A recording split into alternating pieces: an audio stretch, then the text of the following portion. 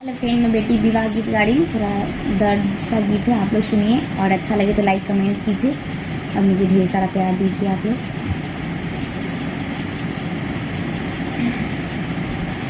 चंदा मामा यारे आव, चंदा मामा बाड़े आव, नदिया किनारे से बोलाव, हलए पापाजी। चंदा मामा यारे आव, चंदा मामा बाड़े आव, नदिया किनारे से बोलाव, हलए पापाजी।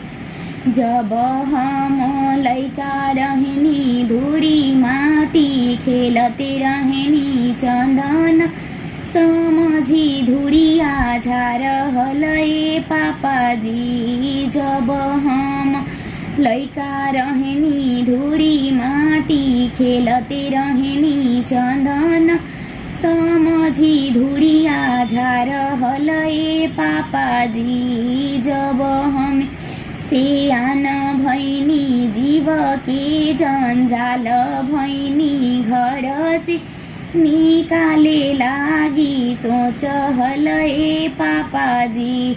गमछी बिछाई देहल रुपिया गिनाई देहल, गमछी बिछाई देहल रुपिया गिनाई देहल, गैया ऐसन पगहा धराई देलए पापाजी से, गैया ऐसन पगहा धराई देलए पापाजी।